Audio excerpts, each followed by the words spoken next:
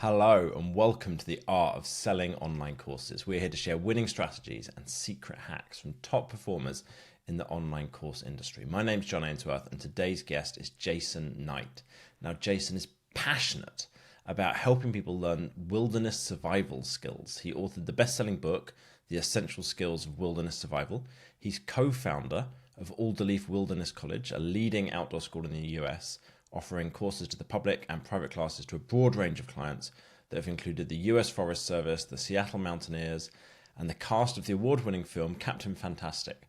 Since 1997, he's taught thousands of people, including training hundreds of adults to become survival instructors themselves. He's consulted as a wilderness skills expert for the Discovery Channel. He's been featured on NPR, and he's the lead instructor for the Essential Wilderness Survival Skills online course. Now today, we're going to be talking about Jason's course business and how he built that up, what's working to get more email subscribers, more revenue from the email promotions, and we're going to dive into some of the numbers of his business. Before we dive into our interview with today's guest, Josip is our funnel strategy lead, and he's worked on dozens of funnel building and optimization projects. He's developed and tested most of the systems that DDM is now using when working with our clients, and we took all of the training that he's ever done for clients, all of the coaching calls, and we used it to train an AI version of Josip AI. We made it available for free, and you can ask it any questions about your course, your membership business, and get its help with writing copy for your emails even. Go to datadrivenmarketing.ai, and you can access it for free. Jason, welcome to the show, man. Thank you very much for coming on. Hi, thanks for having me. So, who do you help and what kind of problem are you solving for them? I've covered it in my description, but would love to hear it in your words. Sure. We help people learn wilderness survival skills and other related outdoor skills. So basically, how do you not die in the wilderness if you're going out on a hike or a camping trip or you get stranded somewhere? But also these skills that connect us to nature. So like knowing what wild plants you could eat or how to identify the tracks and sign you find along the trail. So a whole range of outdoor skills that enhance our experiences, but also keep us safe when we're outdoors. I got a friend, Tom, and he runs, I'm trying to think what he calls it exactly, but basically you go live on a desert island for a week, like desert island survival skills. And for the first half of the week, it's like they're with you and they're helping catch everything and what have you. And the second half, like 3 days or something like that, you guys are on your own. You've got your machete, you've got the skills that you've just learned, and then you better just either catch stuff or go hungry. What does it look like when you're doing courses with people? Is it like teaching them like in a set location? Are you going out on long trips? Like what's the kind of experience like? Yeah, a lot of our courses are here on campus, and it's like that first half of that experience where we're teaching the skills and of how to do it. In some of our longer term courses, we do these survival trips at the end of the course where you're going out with the knowledge you've spent a lot of time learning and practicing, and you go out with nothing except for the clothes on your back and make everything from nature, all the way from like stone knife to making friction fire kits to rock boiling your water and foraging for your wild foods. So that's kind of how a lot of survival trainings go, is that you learn a bunch of skills, but then you go out and you put it to practice and make sure that you've got it and you can use it and that they work. Nice. And when did you turn that from in person to online? So we always survey our customers, and for many years it was the most requested course from folks visiting our website and asking us if we would take any of our courses and make an online version, since they couldn't travel all the way out here to where we are in Washington State. And so after that being requested for years, we finally created our online course and released it to the world in 2017. 2017. Nice. Yep. Okay. Yeah. So we took our weekend survival course, which is one of our popular courses for the public, and changed it, modified it, and added to it, and recorded it. And we were lucky at the time. We had one of our instructors in a previous life had been in film school and worked in that industry, and so we professionally recorded it and put it together. So it took our weekend survival training, kind of our most important skills, and put it into an online course that we call the Essential Skills of Wilderness Survival. And about how long did that take you, that process from saying, we're going to do this, till the course was ready? Oh gosh. Probably about a year, because it wasn't the only thing we were focusing on. Like our whole team, we're super busy teaching in-person classes. Like one of our flagship courses at the time is a 9-month course where students that are college age and adults spend 9 months with us. And so we were teaching them 3 days a week, plus an advanced course, another 3 days a week, plus all of our public courses and custom classes. So extraordinarily busy schedule. So it took us a year because we were reformatting all our handouts. We were scripting out all our lessons. We were recording, watching it, and then re-recording it, testing things, and then putting together a launch plan and all that type of stuff. So it did take, would have been much quicker if that was the only thing we were doing. Yeah, sure. I mean, I think it's one of the really interesting things, right, with running a course business is you've got all these plates you've got to keep spinning at the same time. Right, I've got to run the promotion for what we're currently selling, but I want to make a new course as well. And I want to be building up our audience, and I want to make some new lead magnets. It's like, okay, how do you balance all of these things together? So what made you decide to get in touch with my team about upgrading your funnel and your email promotions? Yeah. Let's see, try to make a long story short. When we first launched the course, it was this new thing, and something that was very a small thing compared to all the other things we did. So we were launching it the first 3 years just once a year in the fall. And then what had happened is we had worked on simplifying our organization, not doing the college course, but focusing on our weekend classes and custom courses and the online course. And then the pandemic happened. And so we couldn't run our in-person classes. All of our custom classes got canceled for like a year and things like that. And so I was like, all right, we need to work on getting the word out about this online course, because the feedback we had gotten on it was fantastic. And so I started promoting it 3 times a year, and that basically tripled the number of students doing the course. That was fantastic. And then as time went on, we wanted to continue to shift more to the online courses, and we kind of hit this plateau. We weren't getting any further than that. So that's when we reached out to y'all, because I think I heard some of your podcasts and liked some of the strategies you're implementing and how you're helping other folks. And so, yeah, I think we reached out about a year ago, and just trying to, hoping to find some ways that we continue to expand our online course department. Nice. And what kind of stuff was it that you made a difference in? What did you change as a result of working with the data-driven marketing team? Well, so much. I think some of the big ones were surveying our audience in a different way, asking some different questions, and getting a great customer language document put together. And then one of the big ones was doing the monthly promotion. So instead of promoting 3 times a year, monthly promotions have been a really important piece of that. And then improving kind of the email copy in our promotions, adding the bumps and upsells, which we hadn't done before. And then the really big one is just recognizing that our audience really wanted some additional courses. They wanted us to turn more of our in-person trainings into online versions. And so we did that. And so these 2 new mini courses that we added really helped. So instead of promoting the same course every month, now we can go through a rotation and promote different things each month. And so that's made a huge difference. And how many courses you got now? So we have 3 courses now. So we have our kind of flagship essential wilderness survival skills, and now we have an introduction to wildlife tracking and an introduction to foraging for wild edible plants. And so both of those launched earlier this year, and it was fantastic. It was well received, and so really happy with what we've been able to do working with you all. Nice. And what kind of difference has that made to sales in terms of percentage increase or whatever kind of way you're comfortable sharing? Yeah, so we've basically doubled the amount of students taking courses, our online courses. We've doubled the revenue from online courses. So, super happy with how things have gone in that direction. I was just looking at things before getting on here, and it's just amazing to see. Like, I think in 2000, a year ago now, we were looking at maybe 200 to 300 students in our courses for an entire year. And if I look at just the last 6 months, we're already about 300 students just for the last 6 months. So we're on track to have double the amount of students in our online courses. Nice. Great. Yeah. And what size email list have you managed to build up to now? Yeah, our email list is about 15,000 people. It was at like 10,000 for a lot of years, and then we've been at 15,000 for last couple of years, 2 or 3 years. Yeah. And what's the main traffic sources for that? Is it mostly organic? Are you running any ads? It's mostly organic. We do some ads.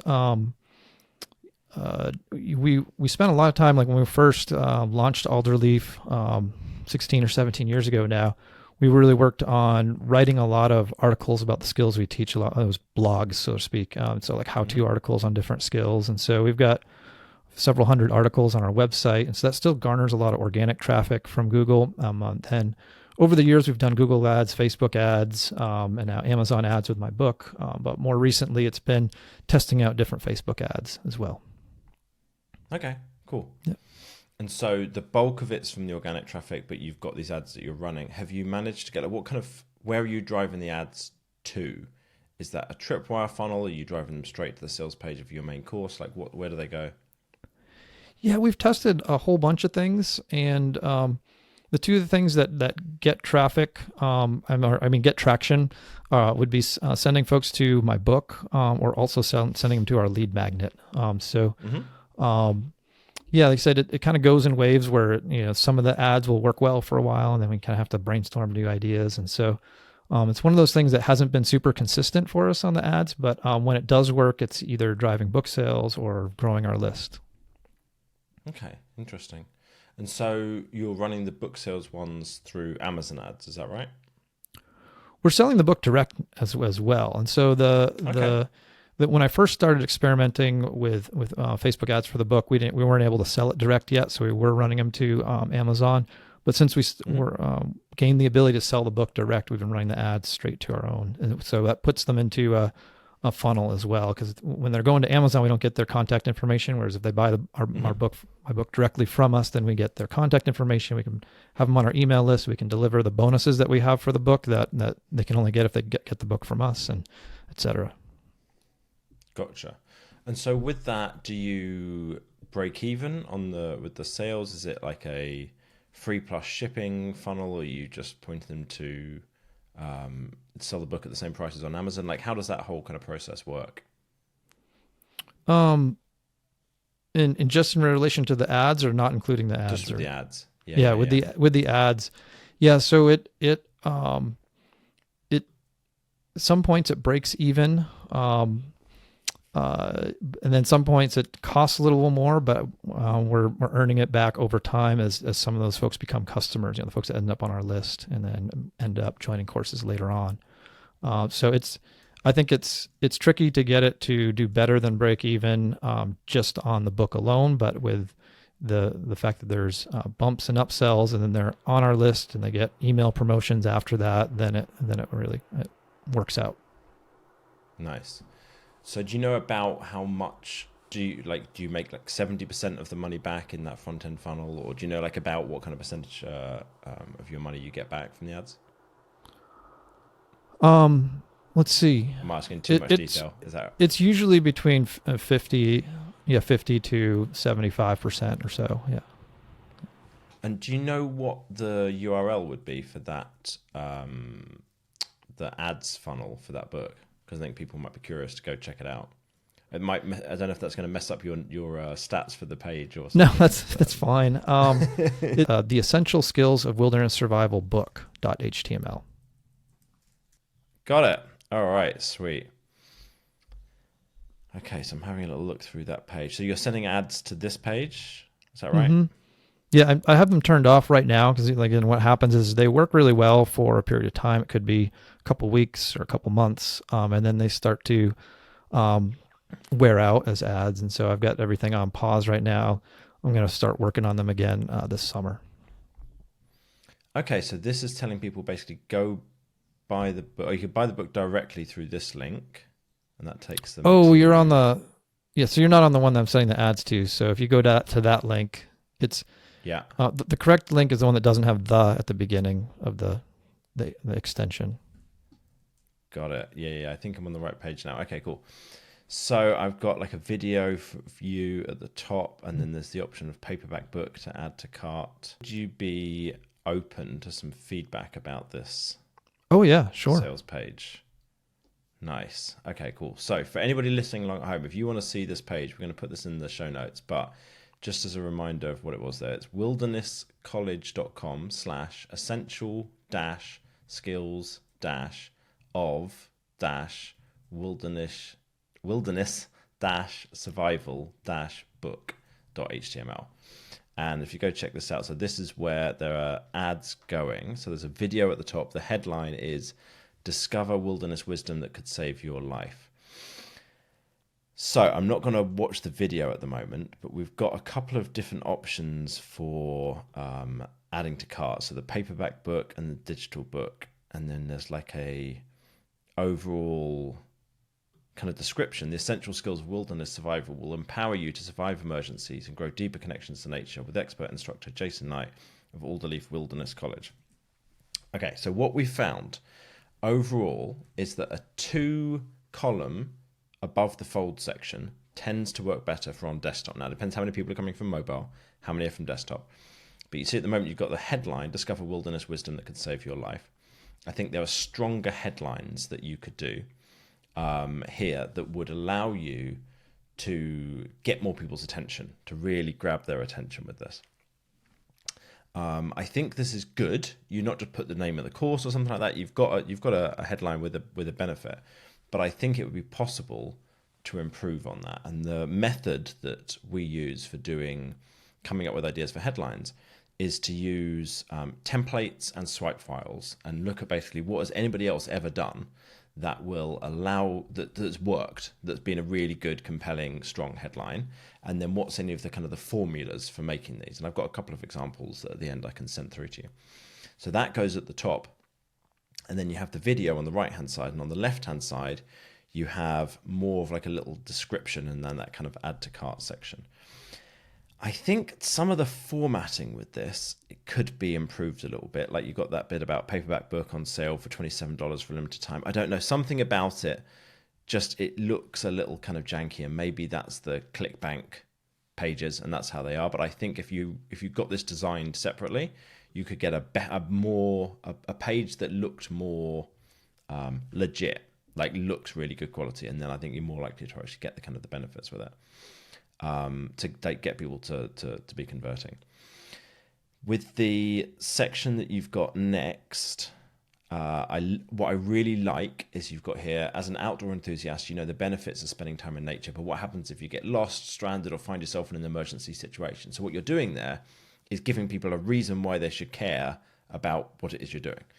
But you've cut that a little bit short, I think. I think that could be expanded a little bit. The model that we use, and we always start all of the more text-heavy parts of a sales page with this, is pain agitation solution. So you've got here that pain section, but you haven't got the agitate part. You haven't got like, okay, what does that mean for your life? You know, maybe you can't spend as much time in nature as you'd like to because you've always got this concern. Or maybe you're concerned about your family members, or you can't take them out with you because, you know, what about if maybe you feel okay for yourself, but you're not so sure for others. I don't know exactly, right? I'm kind of making some of this up, but there'll be reasons why this isn't just a problem, but it's a problem that leads to knock-on problems that affect that person's life. They can't do things they want to do. And by bringing that to the fore, you're not making any of this up. You bring it to the fore of things that they've already thought and felt, and it makes them go, yeah, you're right. Yeah. That is an issue, isn't it? And then they're more likely to be interested in what else you've got to say about how you're going to solve it. So you have to agitate that pain before you get into the solution. The solution section you do really, really well here, I think. The parts you're going through and you're explaining about the skills they're going to be learning, about being able to connect more deeply with nature, avoiding mistakes that are going to prove deadly, like all of this kind of stuff I think is really strong. You've got lots of testimonials on the page, which I love. That's absolutely fantastic. That really, really helps. You've got kind of glimpse of what you're going to find inside of it. That's great, kind of giving people an idea of what's going to be included. With some of the features of what's going to be included, and you've turned some of those features into benefits, which is really, really strong as well. You've got bonuses, which is excellent. I really love that. There's more testimonials going on here. Stuff about yourself. You've got a guarantee, which is great. 60-day money-back guarantee is fantastic. That's really compelling, really strong. You've got the call to action multiple times on the page. So that's really good as well. The things I think that could definitely be improved is headline, subheadline, the structure of the page at that top, having those two different columns. So the videos on the right and there's text explaining a little bit more detail on the left. A better design for the page. And I'm trying to see what else would definitely make a difference.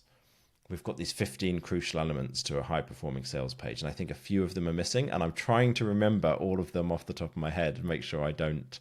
So we've got bonuses, guarantee, pain agitation solution, testimonials, stuff about the author, details of the what's included. I'm trying to think what else there is, but I think I'm going to send you through that like list of those 15 crucial elements, and we've done a podcast episode about it as well. I think if you made those changes and then ran the ads again, you'd be way more likely to get that to a higher return on ad spend and actually make those ads work kind of longer term. Awesome. Yeah, that's a great reminder, because it's one of the things that's been on my back burner to-do list is like the new courses, the introduction to wildlife tracking and introduction to foraging. I used those that your structure to creating a sales page, the 15 things, and they did really well. And so they did so well, I'm like, okay, I need to go back to the book sales page, the survival course sales page, and implement that formatting. Nice.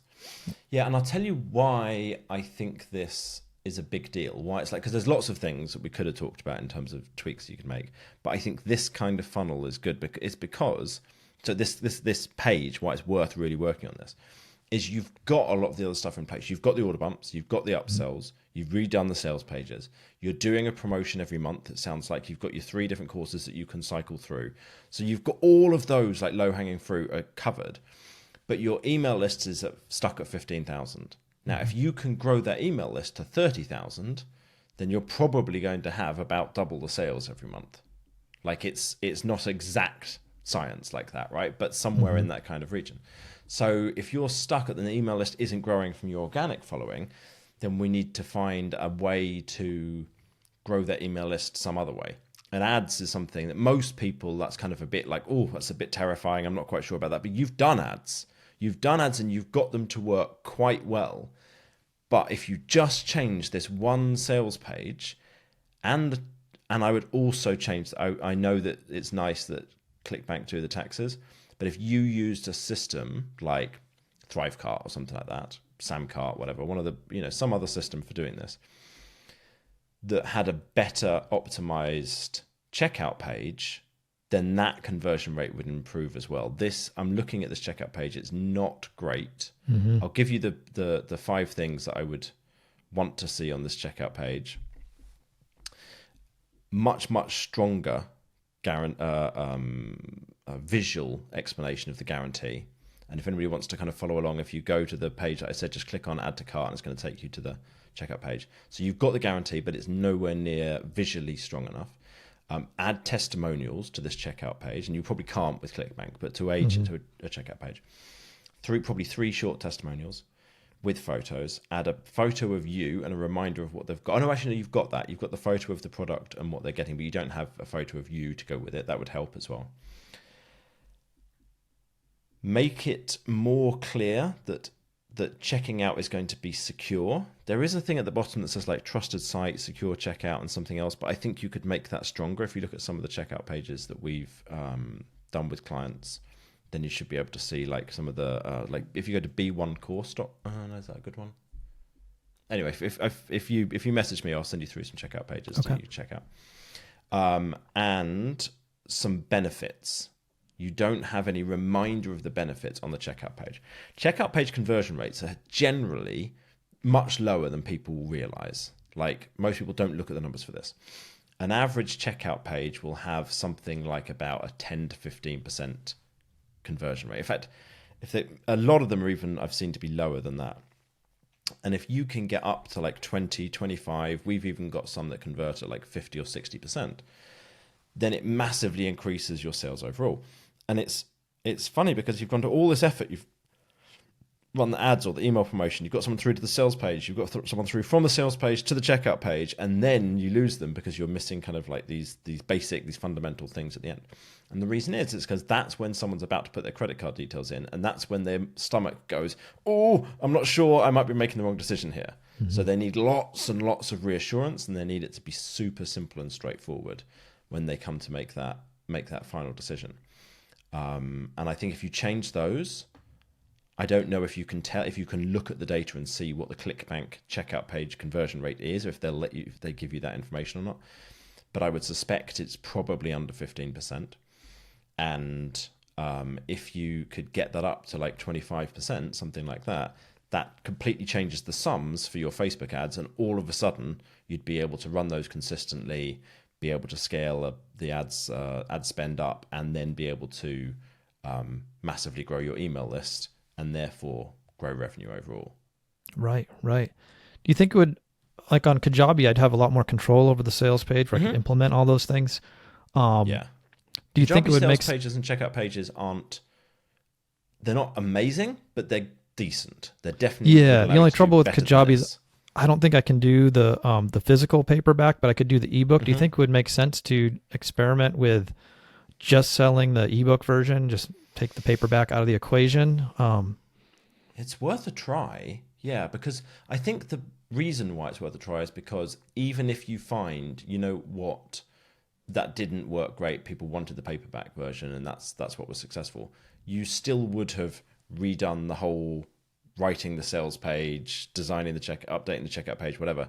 You'd have that nice and clear, and then if you need to take that over to a different system, you could relatively easily convert that over to it. Do you know what percentage of people buy the ebook versus buy the paperback? Yeah, the fascinating thing is when we're selling direct, it's almost half and half between the paperback and the ebook version. But on Amazon, it's way different. It's like 99% of the paperback and like only 1% of the ebook. Interesting.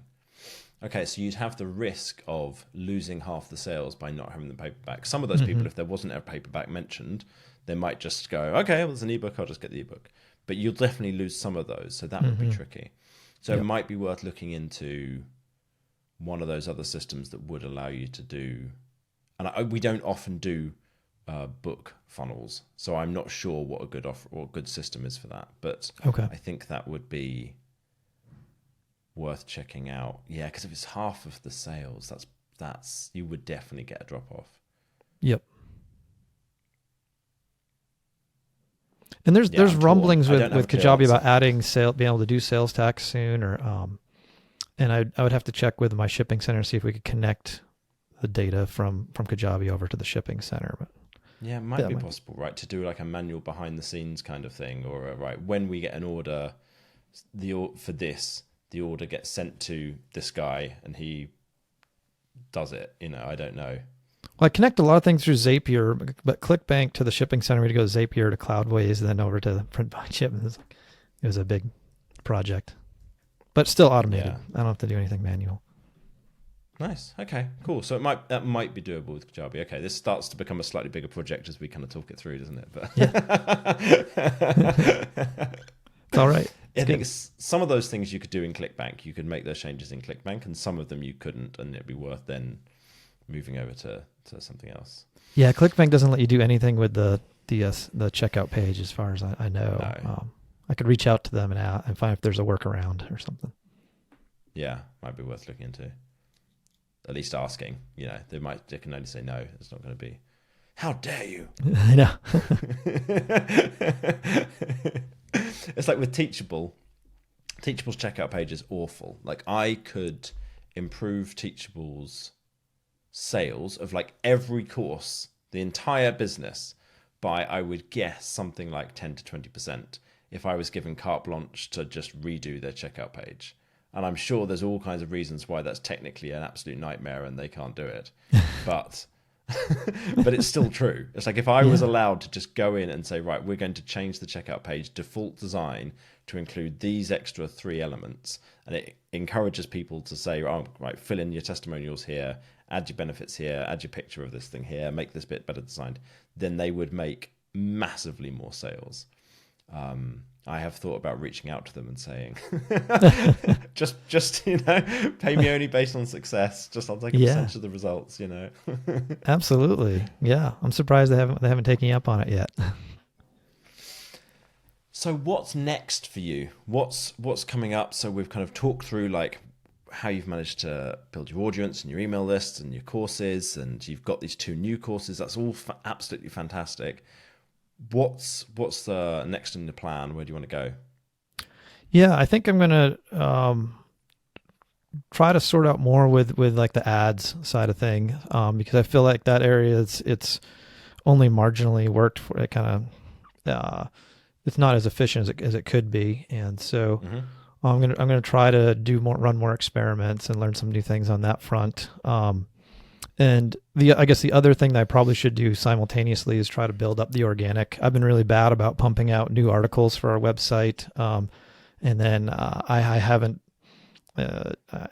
been creating video content, which I should probably revitalize our YouTube page. I haven't posted anything on that for years, and decide if there's other organic strategies. Martina was recommending maybe some additional lead magnets. Now that we've got the course on tracking and the course on foraging, maybe I could create lead magnets for those courses that would go on those pages on our site. Because right now we tie every article, regardless of topic, back to the importance of learning survival. But on all the articles we've written about plants, we can link to a lead magnet about plants that would then go straight to the foraging course. And then similarly, all the articles we've written about wildlife and animal tracking could go to a lead magnet on tracking that then leads to the course as well. So those are some ways to improve what's happening organically as well. Nice. That would be really good. Yeah. Do you know what your opt-in rate is on your website? Trying to remember what it is. It's not very good because we have articles on so many different topics, and only a portion of them relate directly to survival. So I think I'd have to go look through my numbers, but it's probably well under 1%. Yeah, I'm just looking through at the moment at one of your blog posts to see like what could be changed, and I think it could be massively improved, because you've got promotion of the courses directly on there, which seems like a reasonable thing to do, except what we found is if you promote lead magnets first, don't promote the course directly, get people on the email list, and then do the email promotions, then overall you make way more sales than if you're promoting directly. Very few people as a percentage of audience will actually go and buy a course straight away. Mm-hmm. But you can get up to about 5% of people will opt into your email list. And then out of those people, you can get a percentage of them who buy through the tripwire funnel at the front end. And then on the back end, you can get obviously a good percentage of those people who buy long term. So overall, it works out way better. And some of the blog posts, you've got like your free mini guide in place. Yeah, so we're trying to promote that lead magnet everywhere, at the top of the page, in the middle, at the bottom, as a exit intent pop up and things like that. Yeah, so I think that's great. Some parts of the button don't actually work for letting you click, but overall, I think that's excellent. But if you did what you mentioned about a minute ago, if you had different lead magnets that are appropriate to each article, so right, this article's got this lead magnet, this article's got this relevant lead magnet, that would massively improve the opt-in rate. As a friend of mine, Christopher Sutton, and he has he's done this a lot and put like really specific lead magnets on specific articles, and he's got some of those pages to get up to as high as I think about 6 to 7% opt-in rate, which is really, really high. Like that's way higher than the kind of the normal. Like most people are at about 0.5 to 1%. That's the absolute, like 99% of people are at that level. If you just promote a good lead magnet everywhere, like you said, top, middle, bottom of the blog posts, exit intent pop up, 30-second on the page pop up, on the homepage, everywhere on the site, then you can get up to about 2 to 3%. If you then refine it, optimize it, have different lead magnets on different pages, all of these kinds of things, then you can normally get up to about the 5% odd. Wow. And on those pages, he's got like 6 or 7%. So that definitely works, what you're talking about. It's just figuring out, of course, isn't it? Like, you've got a long list of stuff to do. Which one are you going to do Right. first, you know? Right. So it would depend how much organic traffic you've already got. If you've already got a lot and you're just not getting these opt-ins, then I would say that would be a no-brainer. It will depend. Like, what kind of search volume do you get on your website? We get 1,000 to 1,500 visitors a day. So, okay. Yeah, it's decent. It was better a decade ago, but it's still pretty good. I'm just doing the maths on it now. So that would give you, if you could get up to 3%, that would give you about 1,300. Let's say it's 1,250 on average visitors a day. That would give you 1,100 new email subscribers a month. So that's like, okay, that's significant. That's quite a lot. If you said it's definitely probably under 1% at the moment, then you might be getting. Oh yeah, I think we only get 300 or 400 new subscribers a month. Yeah. Okay, so doing this, which would probably be, if the process of putting those lead magnets everywhere is like a day or two's work.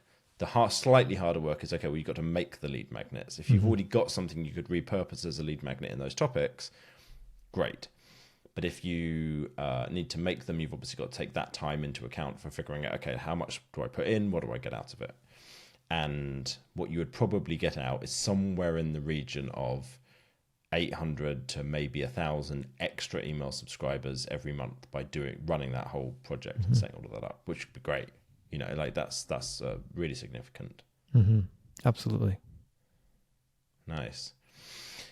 If you were going to give advice to somebody else who's stuck in their business growth process, someone who's maybe not started doing any of this yet, they haven't set up their email promotions, they haven't created the extra courses. If you were kind of giving advice maybe to yourself from like a year or so ago, what's the best piece of advice you could give? Well, I think two things. One is survey your audience and find out what they're wanting and what language they're using to describe the topics that you teach. And then the other one is to do the monthly promotions. Like, I think those two things have been super helpful. And again, that's how it determined what new courses we were putting together. It was just what our audience wanted. And so that's why I think they did well when they launched is because it was right in line with what folks were asking for. So those were the two things that I think have moved the needle the most for us that I would recommend to myself a year ago or anyone else who's hit a plateau or looking to improve. Beautiful. Thoroughly endorse that. I am 100% behind it. If you're not surveyed your audience, you're not doing email promotions, then that is fantastic advice from Jason. I think that's absolutely brilliant. If you are listening to this and you want to start running email promotions, but you're not sure how, we're going to launch a new service probably in the next couple of months after this episode's recorded, which is June 2024. So it's probably going to be coming out at some point this month. And the focus of the new service is to help you to run those monthly promotions. So basically, it's the absolute 80-20 of the stuff that we help people with. So it's going to be workshops where you come on and you write the email promotion live on the workshop. So once the workshop is done, the email promotion is written and you're good to go. And then also for helping the same way with your sales pages if need be. And we're just developing the service at the moment. I'd love to get your input and find out exactly what you would love that to look like. We're testing this live with a few people one-to-one, and we're going to launch it as a group service to make it really, really affordable. So if you're interested in hearing about that, just drop me an email, john@datadrivenmarketing.co, and I'll add you to the waitlist and keep you updated about like what we're actually going to do with that. Jason, if someone has heard all the stuff you've been talking about and is like, man, I need to know more about wilderness survival, where should they go in order to get your mini guide? Sure, they can go to wildernesscollege.com and yeah, we can get the mini guide there. We have a free short class and a whole bunch of articles we've written over the years about the topics we teach. So I think it's fantastic knowledge for everyone to have, just like basic first aid. I'm surprised it's not taught in public schools because we're all human beings on Earth, and it's helpful to know these skills and to know that in your back pocket so that you can feel more comfortable in the outdoors and be safe. Beautiful. Nice. So that is wildernesscollege.com, and you can go learn all about this and learn from Jason and his wisdom. I said in previous episodes that if you write a review of the podcast, I'm going to read them out live on here. And we've got a podcast review from Jazz Piano 9 in the UK, who said, "This podcast is a must listen for anyone in the info product space. John really knows his stuff, and these conversations have helped me so much. Thanks, John and the team." So thank you very much, Jazz Piano 9 from the Jazz Piano clan. And if you want to write a review of the podcast, then we would very much appreciate it in whatever platform you're using, or if you just give a 5-star review, and that would be absolutely fantastic. If you found the interview useful, give us a review wherever you listened, and we will see you next time. Jason, thanks so much for coming on, man. Really, really appreciate your time. Awesome. Thanks for having me again. Have a great week.